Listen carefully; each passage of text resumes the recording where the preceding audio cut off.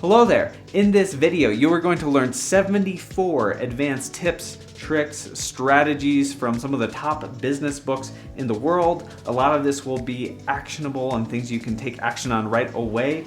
I originally had this split over a lot of videos, but decided it would be a whole lot better all together into one epic training. So let's jump in right now.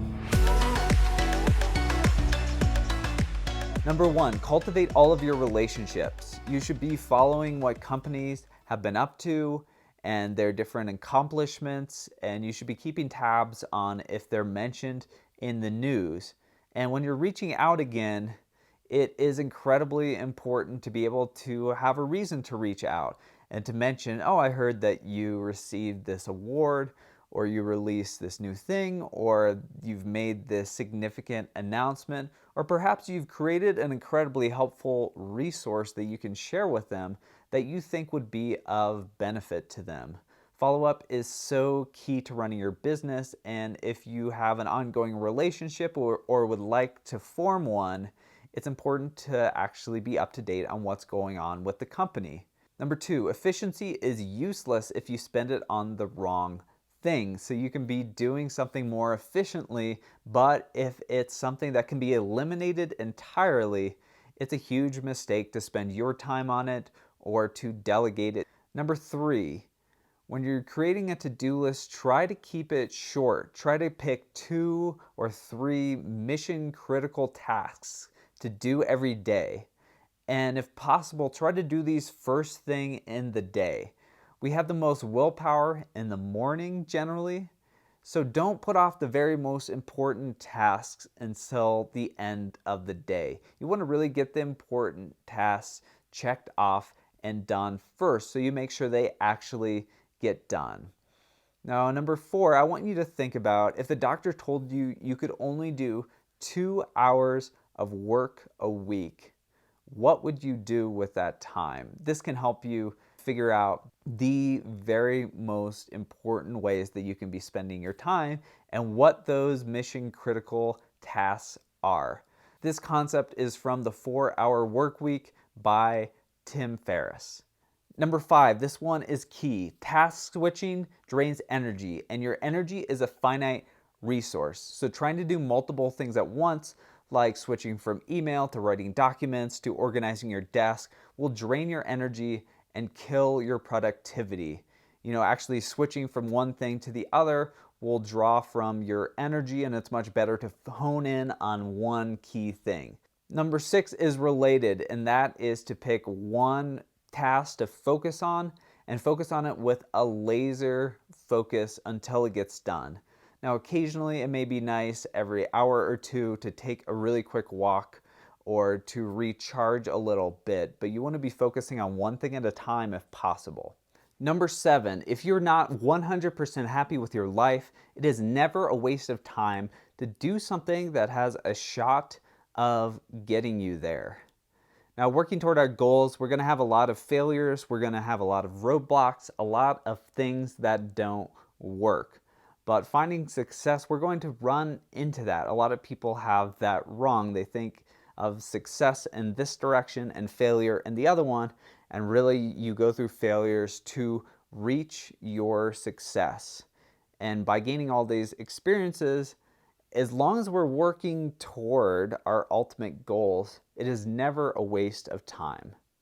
Number 8, 20% of the things that you're doing will give you 80% of the results. And often 1% of what you're doing can get you 50% of the results. Now, this is the famous Pareto principle, and this holds true in nature and economics and so many other areas where certain tasks or things we're working on will get the vast majority of results. So that's kind of the mission critical tasks I talked about. Number 9, find referral partners. Now, this is often good if they're working with similar clients, but if there's someone not directly competing with you.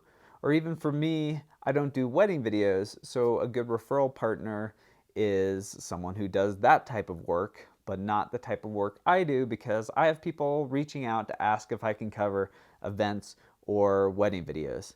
Number 10, host workshops and training and do public speaking. This will really show you as the expert in your field.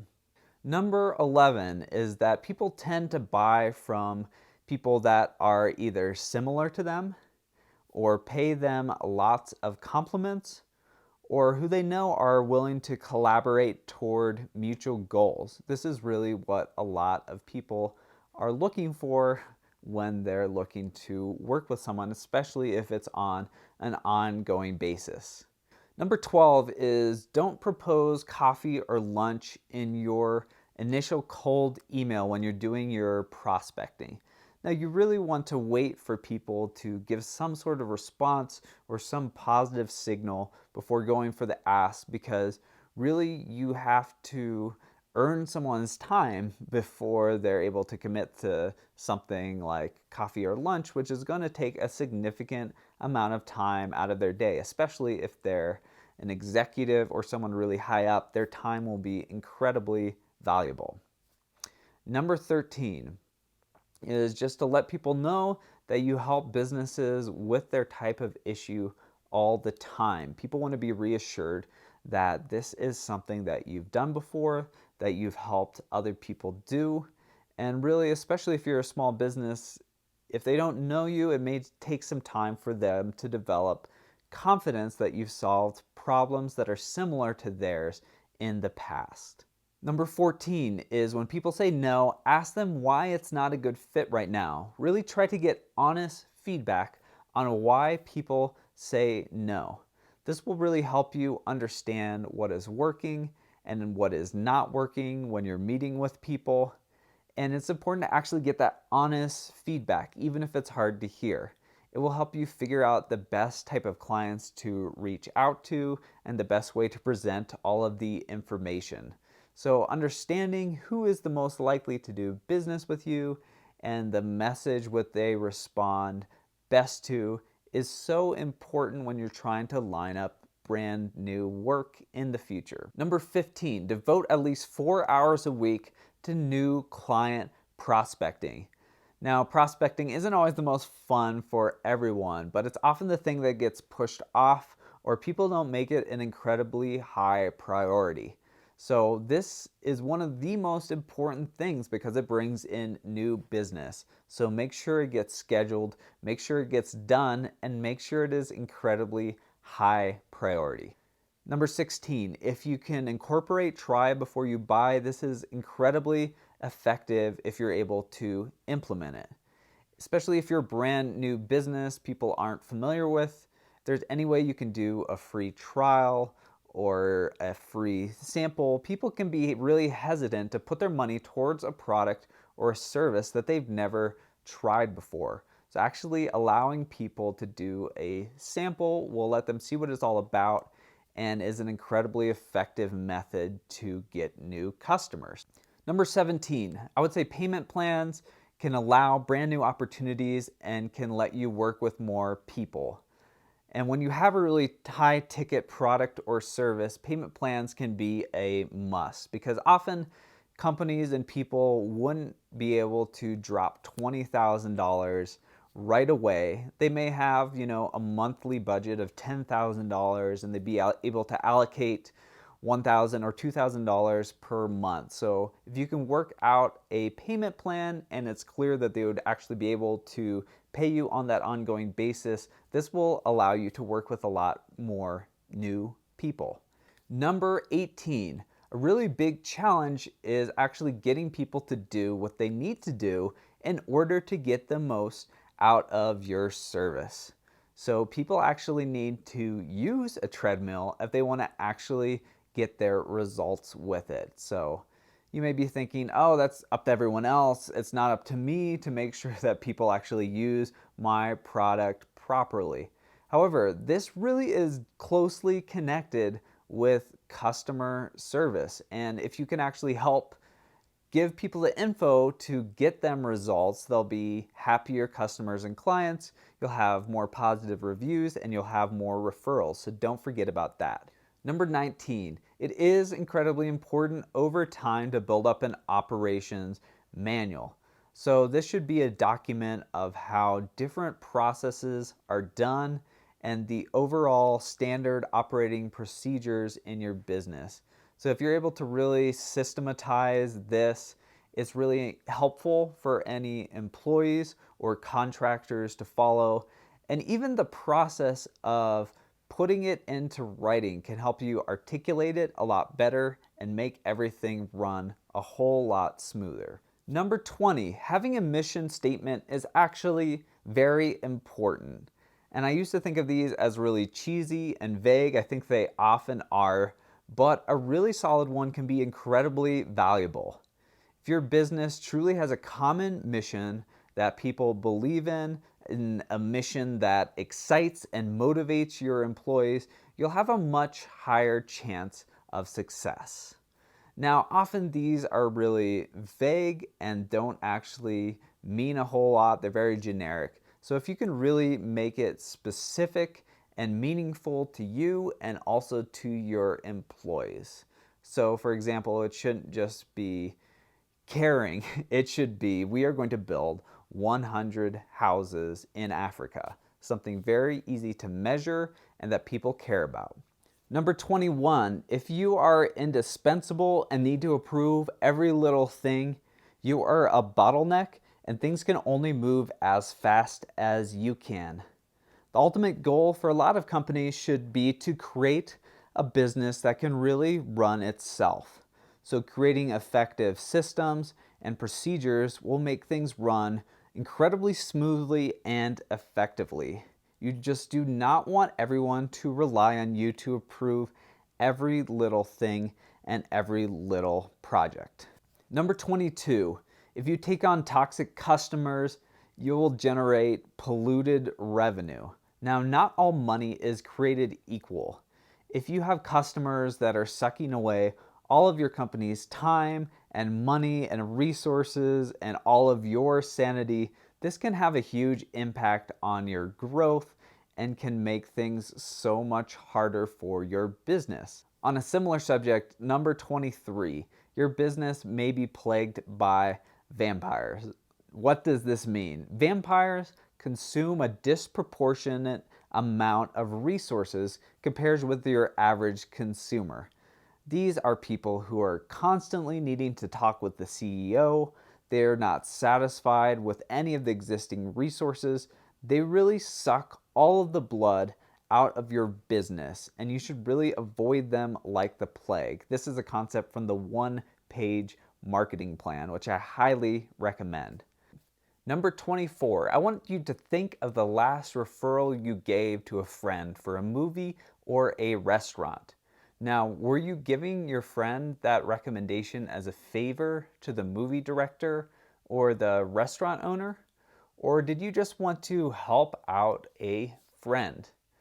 Now, when we ask for referrals, sometimes we think of it as this awkward thing, and really giving an amazing referral will make the person giving it look good and feel good if they're giving a good referral. So finding a way to cultivate this when you're getting referrals is incredibly important because a good referral really helps out both parties.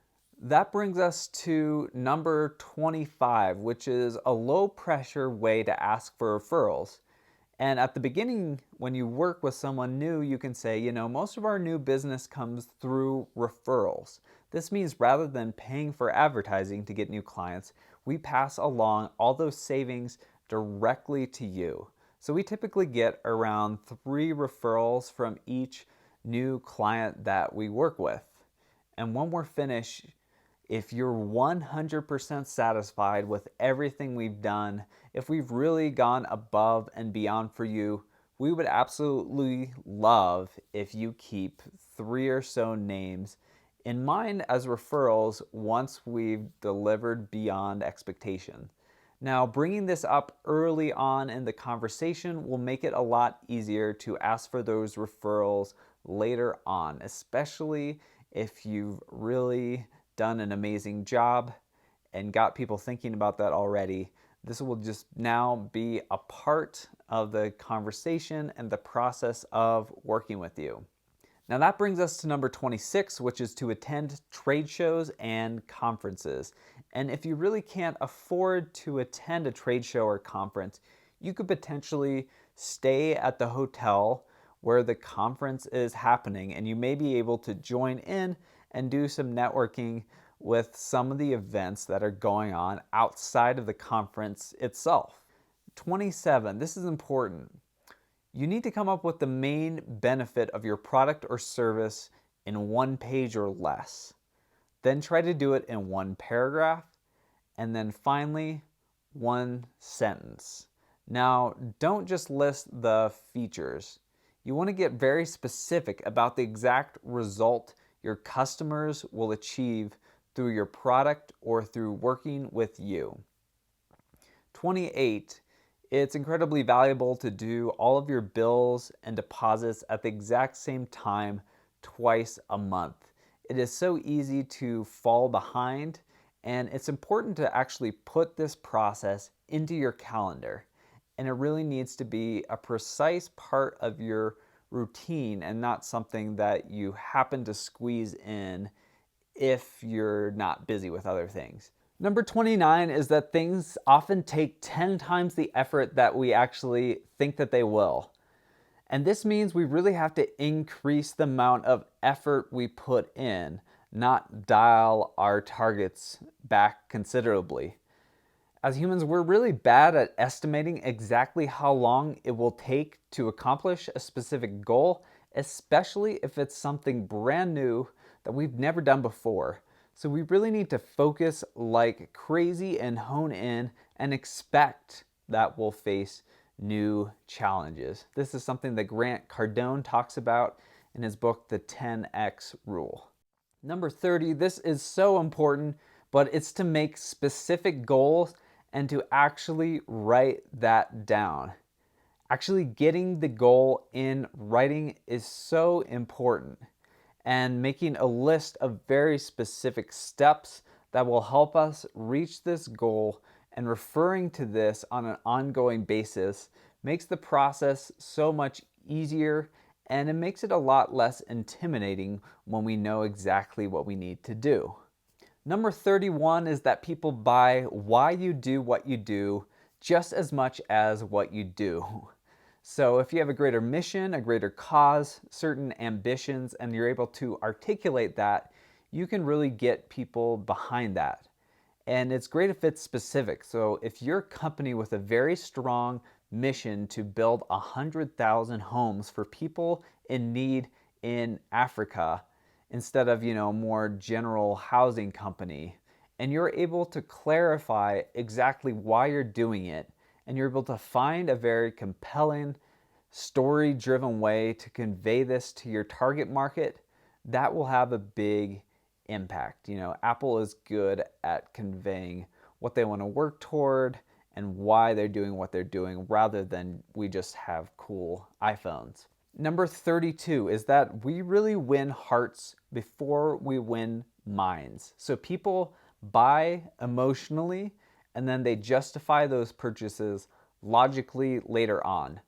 Without emotionally convincing someone and making them actually feel things, it's really hard to convince someone to buy solely with facts and logic.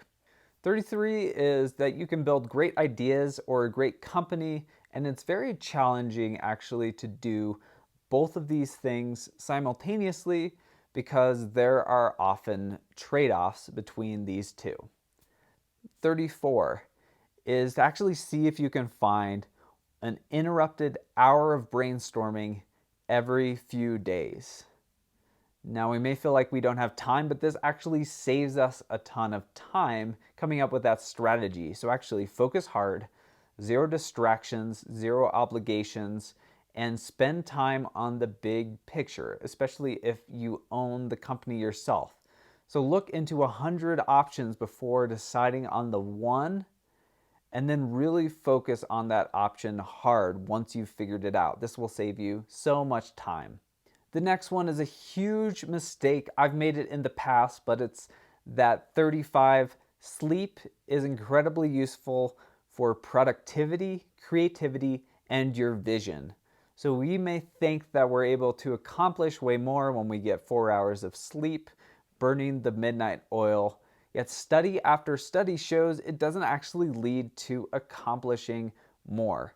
So by getting a really good night's sleep, we can be so much more creative and productive and end up actually getting as much, if not more, work done. And you'll be a lot happier as well. Number 36 is to get testimonials from your biggest and your very best clients. So not all testimonials are created equal. They're so good for generating business. And if you get testimonials from your largest clients, this shows a higher level of authority and trust and will help you convince other similar companies to work with you. Number 37, it's important to ask at some point, this is what I charge, are you okay with that? Because really, not everyone can afford our services. Not everyone is an amazing fit. So don't spend hours and hours writing up an official quote and bid until you've at least established the correct price range. Number 38 is to ask new customers, if we really hit this out of the ballpark, what else could we do for you?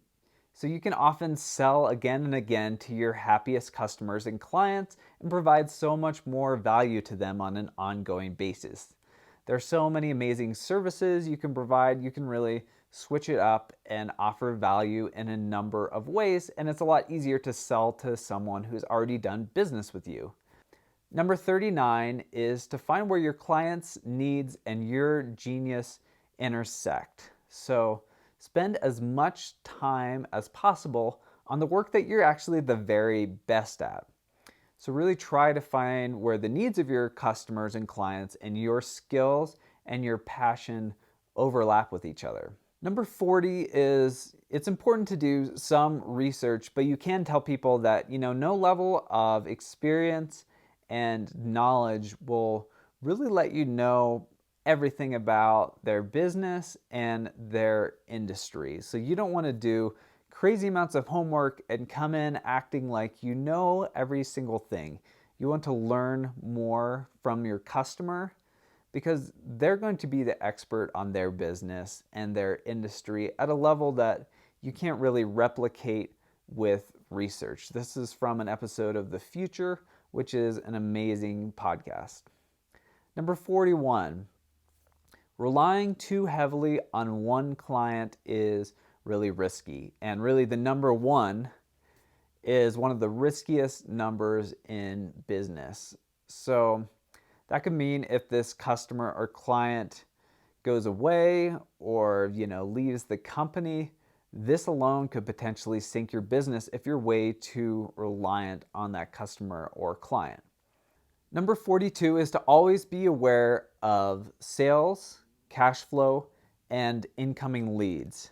These are potentially the three most important key performance indicators, which a lot of people call KPIs. Now, really keep up and be aware of these in particular because they're probably the most crucial for your success.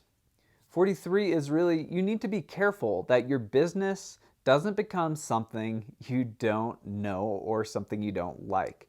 It can really be hard to correct course. So make sure you're actually building a business that you want to be in. It's harder to quit when you're the owner of the company. So this is why company culture is so important, and it's so easy for it to derail, and it's really hard to correct the course once things are off track. So just make sure you attract the type of clients and projects that really fit with your vision and that you're attracting the right type of employees for your business. Number 44, it is so much better to have 7 failures and 3 successes than 0 failures and 0 successes. There is really no path to success that doesn't include failure. 45 is that it often really takes 8 to 10 years to make a quote-unquote overnight success. We don't really see the challenges and the struggles that a person had to go through in order to achieve success. They always just appear and it looks like they came out of nowhere and got lucky, but we didn't see the daily grind they were doing for years and years beforehand. Number 46 is to look up books or products in your niche and really find the 2-star and 3-star reviews so you can figure out the challenges people are running into or frustrations with existing information or existing products to really help you figure out ways that you can set yourself apart from the competition. Now, something that's 1-star or 5-star may be a little bit fake or biased, but if something's 2-star review, they tend to be the most honest and informative, and you can figure a lot out by reading these reviews in depth and getting to know your customer and their frustrations. 47 is every single day, do something that inches you toward your long-term goals. So important. Number 48, out of all the forms of motivation, possibly the most powerful is progress. So seeing tangible progress is so important, and that's why it's so invaluable to include tasks that you can actually finish on your to-do list. Number 49 is frequently close your eyes and ask yourself, what is the most important thing that I can be doing right now? It's so easy to get caught up in a busy workday and to lose track of our priorities. So if we consistently say, what's the most important thing that I can be doing right now, this will help you figure out what tasks are going to be the most useful and lead you towards success. Number 50 is working out can really mean increase productivity. So busy people will often say, oh, I don't have time to work out. I don't have time to go to the gym or get exercise. And similar to not getting enough sleep, just 20 minutes working out could really lead to increased productivity and can actually save you time throughout the day. A lot of the busiest CEOs and executives actually do find time to work out. Number 51, it's incredibly important to carefully plan for things that can't be controlled. So for example, a market downturn. It's really easy to assume that things will continue on the exact same path that they're on. If our company is growing, we simply assume that it will continue to grow at the exact same rate. However, we really need to plan ahead and have a rainy day fund and have a plan for when a market downturn or other events completely out of our control happen. We always need to have an effective plan B, because otherwise our business could go under because we didn't plan ahead. Number 52 is to work on creating ideas that can spread. What kind of ideas can impact and connect with a lot of different people? Find something that can easily be shared online and look at what kind of ideas you have that can get the most people excited. Number 53, we really need a core number of super fans, people who love and recommend our products or services so often that they're really like free salespeople.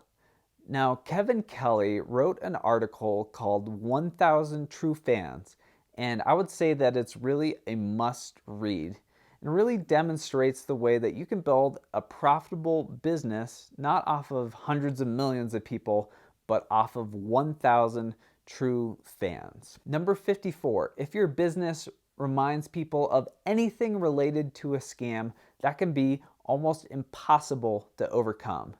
Consumers and businesses are really more skeptical than they've ever been before. So absolutely nothing about your online presence or your advertising or online posts should remind people of a scam. Number 55, our level of productivity should not equal our self-worth. Now, while it's incredibly important for growing a business to be productive and to get a lot done, it shouldn't be so closely tied to our self-worth and how we think about ourselves. So we need to disconnect those two things from one another. Number 56, you want to think about what's keeping people from copying my idea. So try to come up with a way or an element that people can't copy, or if possible, you may need a patent. It's also smart if you can sort of form your business about something that's unique to you rather than something that's easy to copy. Number 57 is to subscribe to the mailing list of people in your niche. So this will really show you what type of emails they send, if they're providing upsells, when they offer those upsells, and really what they're doing and why it's effective. This will give you a good blueprint for what your competition is up to. You can also potentially look up really popular Amazon or Kindle books in your niche and sort of see exactly what exists already. Number 58, paint people a picture of the results that they'll get when they work with you. So paint people a picture of the phone ringing off the hook with brand new clients, or get people to imagine what it's like having the result that you'll achieve for them, or what it's like having solved their problem or using your product. I hope you're sticking with me. We're getting toward the end. 59, it often takes 7 touch points to make a sale, meaning especially online, we'll have to come in contact with people a number of times before they actually get out their credit card and decide to do business. Number 60 is the more successful you become, the more criticism you'll receive. So every successful person really receives quite a bit of criticism, and it's really only those who never post or are on no one's radar that receive absolutely no criticism.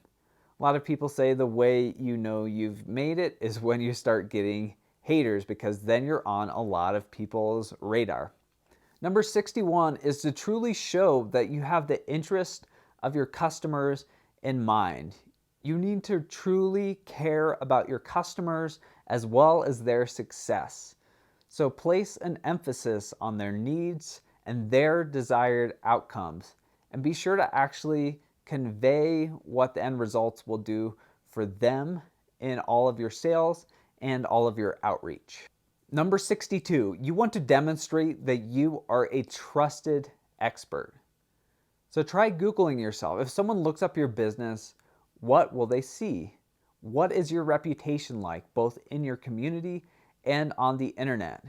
Your reputation is one of your most important assets. Number 63, ask yourself, what are my competitors doing right?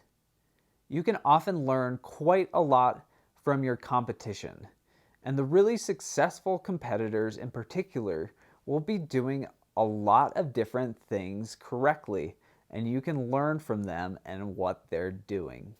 Number 64, frequently ask yourself, what will I need to do today to lead my industry within 5 years? Have a really big vision in your mind and really try to formulate a precise plan for how you will become the leader in your industry. Number 65, so many customers want a sense of belonging. So we need to think about ways that we can contribute to this. Maybe you could make a membership group or your own online community. Could you create an identity around your product? Think how well Apple has done creating a community as well as an identity around their products. Number 66, drive the right clients and repel the rest. Drive the right clients and repel the rest. I repeated that because it's so important. Not all clients are created equal. So you don't just want to find clients in general. You want to focus all your energy on finding just the right clients for your business. So there are many times that you need to turn down work because things just aren't a good fit. Number 67 is to care for your body as well as your mind. So if possible, exercise, meditate, and do yoga. Again, this goes back to being productive. We can get so much more done when we recharge and are able to regain our energy. So taking care of yourself leads in the end to getting more work done. You can really burn yourself out if you're not taking time to recharge. Number 68, our most scarce resource is focus.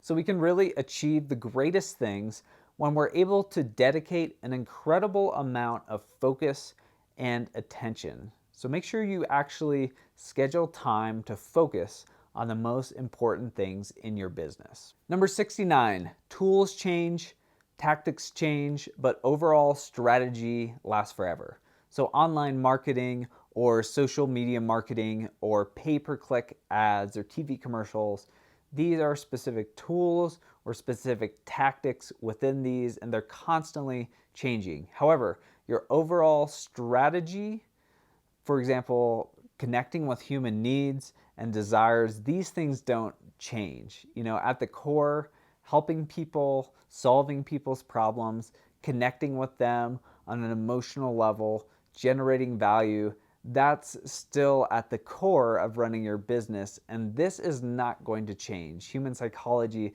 is not going to radically change. The tools you're using may be different, but this will stay the same. Number 70, this is a tough one. Let me know if you're doing it. Sound off in the comments. Is to connect with 8 people every single day. So the greater your network and your connections, the more opportunities you have to meet people and meet new businesses and get referrals. So this could be connections online or in person. In person's even stronger. But as long as you make sure that you're constantly connecting with brand new people and following up with everyone, this will have a huge impact on your business. Number 71 is to hire people who genuinely want to do the things you're offering.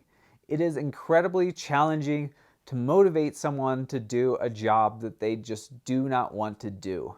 So if you find people who really care about your mission and what you're working toward, it's going to be so much easier to motivate them. If possible, play to people's strengths.